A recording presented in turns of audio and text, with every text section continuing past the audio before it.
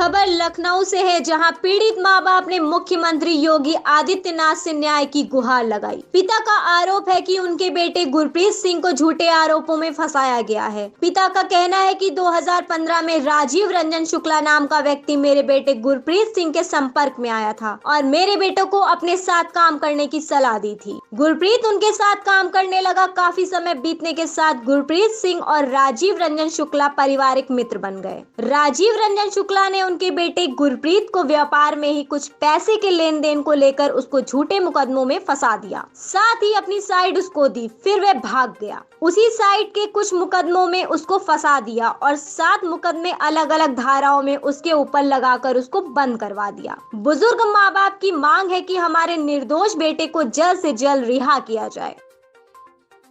आज की जो प्रेस कॉन्फ्रेंस कर रहे हैं उसका क्या किस लिए कर रहे हैं? मेरा मतलब मुख्यमंत्री जी को मेरा मैसेज जाए कि मेरी ना मदद की जाए कि जो गलत केस में फंसा मेरा बेटा उसको रिहा करवाया जाए। एक कौन सा केस है, क्या केस, पूरा मामला बताएं। ये 308/2020 लालगंज में केस दर्ज हुआ है।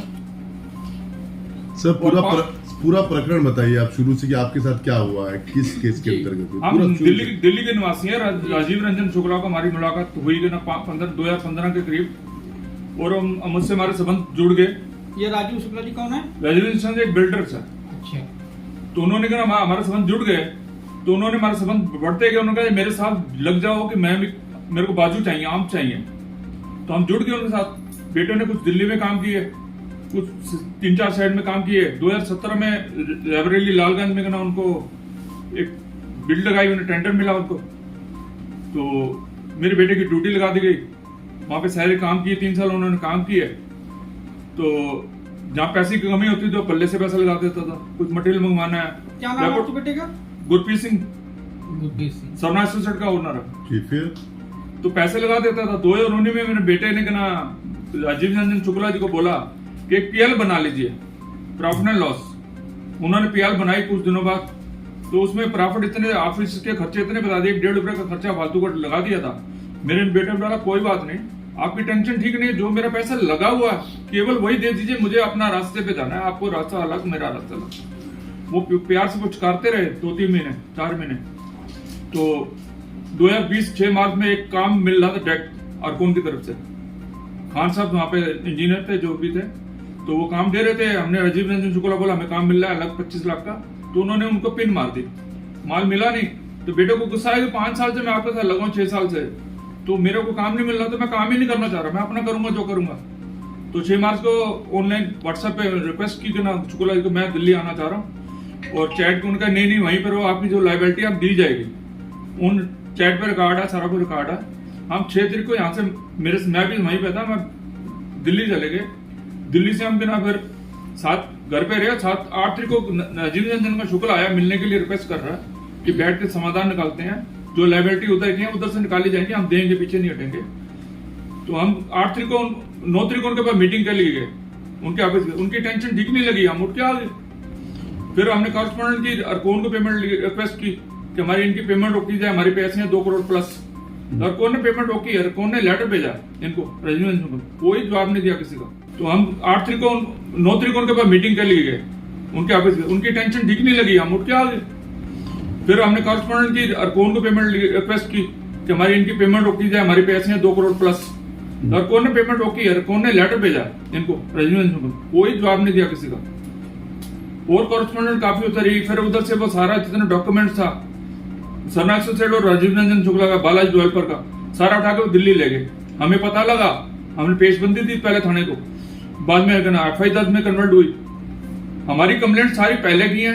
उन्होंने 25 जून को बैक डेट में एप्लीकेशन लगा के 25 जून को हमारे पर एक झूठा केस 308/2020 बना दिया गया, जो धाराएं आपको लिखी हुई है। और 2 साल चलता रहा।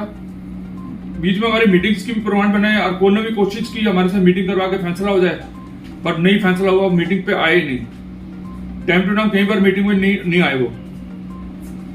फिर हमारे लीगल नोटिस उनको भेजा गया, उन्होंने भेजा, फिर हमने उसका जवाब दिया। फिर हमने अपने 2,39,000 जो भी हिसाब बनता है उसको दे दिया। उसके बाद 2 करोड़ की 2 लाख, 2 करोड़ 39 लाख जी प्लस जीएसटी प्लस जो लेट फीस, वो मैंने कार्रवाई करने की जा रहा था। 1 महीना पहले फोन आया एसआई साहब का तो भैया इधर आ जाओ, बैठ के खत्म करते हैं, वो भी नहीं आ रहे, आप भी नहीं आ रहे, बैठ के खत्म कर लेते हैं फोन पे। हमने कहा ठीक है, आप पहले भी आए थे, दोबारा आ जाएंगे।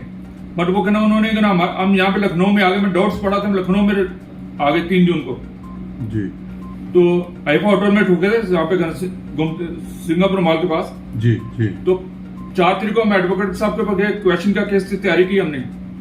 वो केस की तैयारी कर रहे थे। 5 जून को सवेरे अर्ली मॉर्निंग 3 बज के कुछ मिनट में उन्होंने पुलिस लाइब्रेरी के आके उठा के ले गई। 5 बज के कुछ मिनट पे हमने मुख्यमंत्री जी को और सीनियर अधिकारी पुलिस को सबको मेल कर दी, जैसे जैसे हमारे से घटना हो गई है। तो होटल में ठहरे तो उठा के ले गए इनलीगली। उन्होंने 7 बज के कुछ मिनट में शो किया रायबरेली में कि गिरफ्तार वहां पे किया लालगंज साईं बाबा के पास, मंदिर के पास। किसे गिरफ्तार किया? लालगंज थाने में। गुरप्रीत सिंह को अच्छा।